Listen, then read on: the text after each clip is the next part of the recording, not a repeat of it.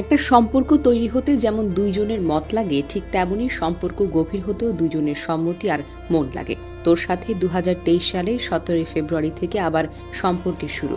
আমি তোকে বলিনি তুই আমার জীবনে আয়, তুই নিজে এসেছিলি, আর আমি তোকে মন থেকে আপনও করে নিয়েছিলাম। তারপর শুরু হলো আমাদের ১.৫ বছরের লিভ ইন রিলেশন। এই সময়টাতে আমরা শুধু একসাথে থাকিনি, আমরা একে অপরকে ছুঁয়েছি, অনুভব করেছি, বিশ্বাস করেছি। ১.৫ বছরে ১.৫০০০ বার সম্পর্ক। তবুও আজ তুই বলছিস সবকিছু জোর করে হয়েছিল।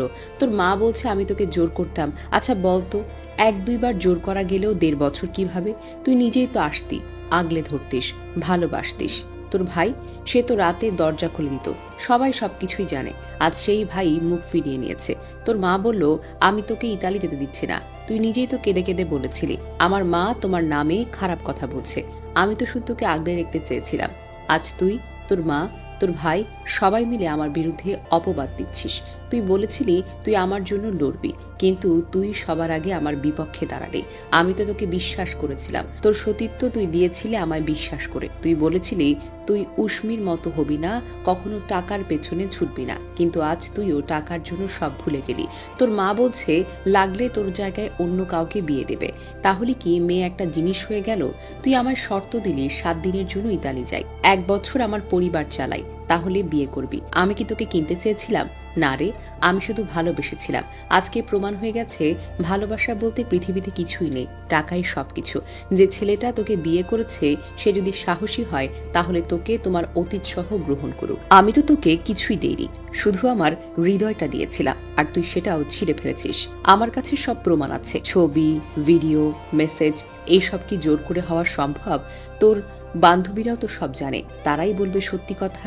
এমনই এক হৃদয় বিদারক ফেসবুক স্ট্যাটাস দেন মাহিন হাসান নামের একজন ছেলে। পোস্টের কিছুক্ষণ পরে আত্মহত্যা করেন তিনি। সেই ফেসবুক পোস্টে মাহিন আরো লেখেন, এত কিছু সইবার পরেও আজ আর পারলাম না, তুই অন্য কারো হয়ে যাচ্ছিস। এই ভাবনাটা আমাকে ফেলছে। এটা তুই হত্যা না, এটা আজ আমার মৃত্যুতে যদি কেউ দায়ী হয়, তাহলে সেটা তুই, তোর মা আর তোর ভাই। আম্মু, আমাকে মাফ করে দিও, আমি আর পারছি না। ভালোবাসা একসময় ছিল নিঃস্বার্থ আত্মার বন্ধন, আজ সেটা শর্তে বাঁধা একটি চুক্তি। বিশ্বাস ছিল মনের আশ্রয়, আর সেটার সাক্ষ্য প্রমাণ ছাড়া মূল্যহীন।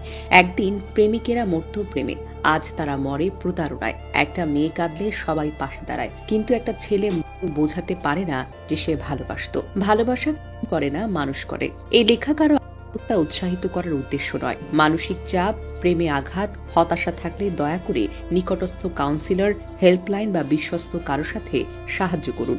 জীবন অমূল্য, ভালোবাসা যদিও না বাঁচে, বেঁচে থাকার পরেও আরো অনেক কারণ থাকে। In memory of all those who love truly but are lived unfairly.